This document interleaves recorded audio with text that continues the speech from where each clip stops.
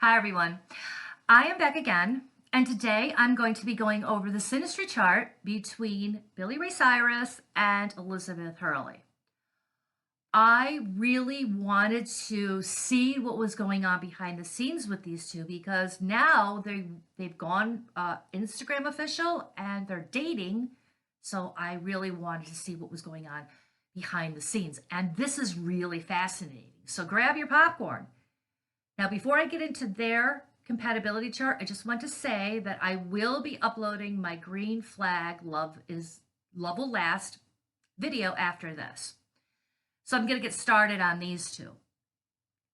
Now, her Casanova, Isis, Apollo, Apophis, and Melpomene conjuncts his Venus and Osiris.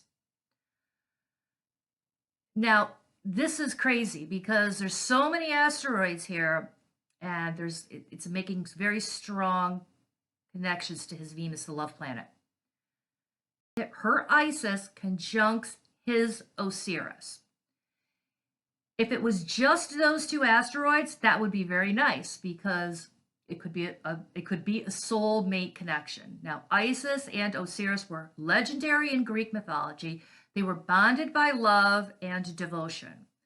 Their union was based on tragedy and transformation because Isis breathed life back into Osiris after he was chopped up into 13 pieces by his brother Seth. And Isis, she was very heartbroken. So that's where this devotion and love comes in. But her Apollo also conjuncts his Venus, and he thinks that she is the perfect version of a woman. The way she looks, her beauty, and her body.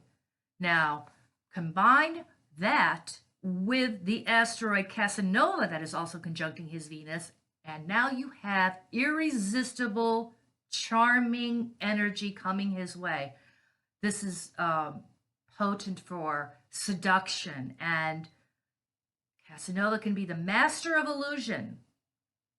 When it comes to love, there's the sweetness involved, but the sweetness comes with a shadow, and that shadow is her Apophis and Melpomene conjuncting his Venus.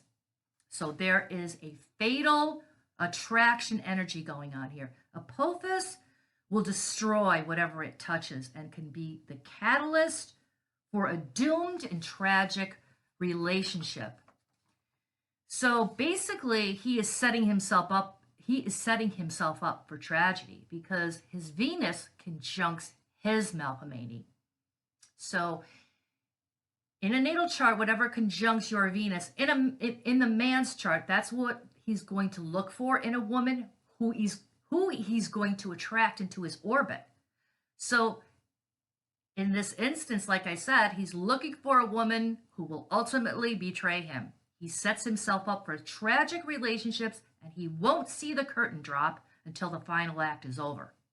Because her lie and nemesis conjuncts his north node in the 7th house, and the north node will represent the basic theme of the relationship or where the relationship is going. And this is in his 7th house, which is the house that rules committed relationships.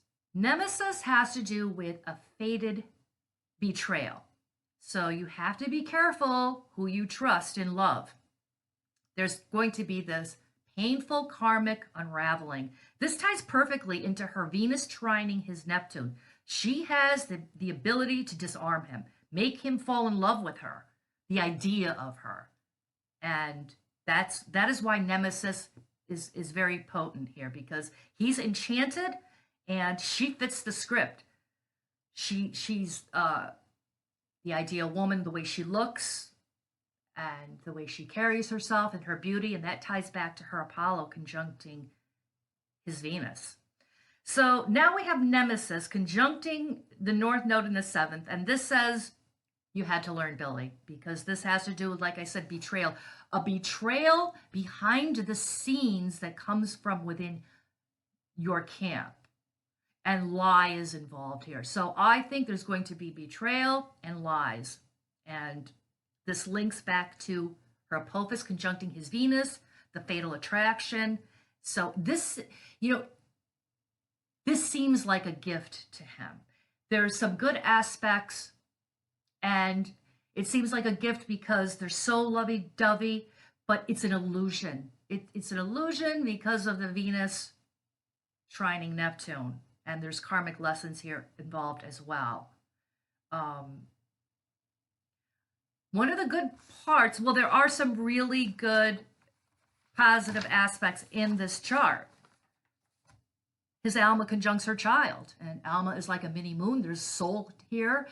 Child has to do with a very innocent sort of energy. So it's like they got together and they felt this energy. It's like he said to her, "Oh, I feel your little firecracker love, and you get me, girl."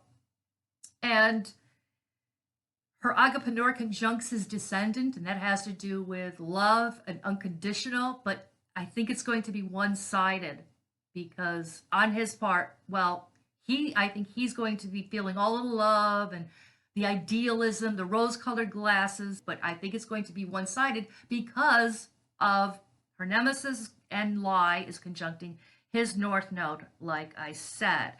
But there's more karmic entanglements on the way for them because his Medusa conjuncts her south node. And when you have Medusa conjuncting a south node, or any asteroid conjuncting your south node from the other person, this is a very familiar sort of energy that the south node person will feel comfortable with. So Medusa, this has to do with betrayal by women. If you're familiar with the story of Medusa, she teased men into her web, and, well, in a nutshell. And when she betrayed men, she looked at them.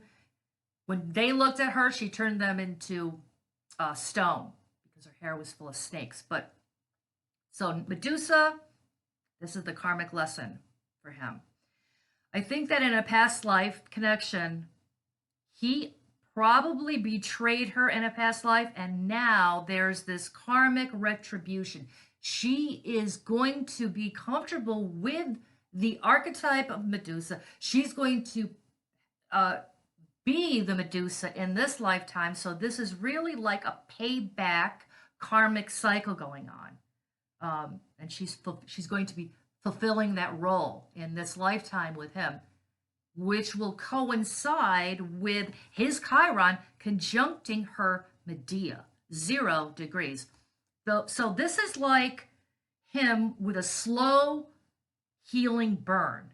And then he's crossing paths with a woman who has a blowtorch.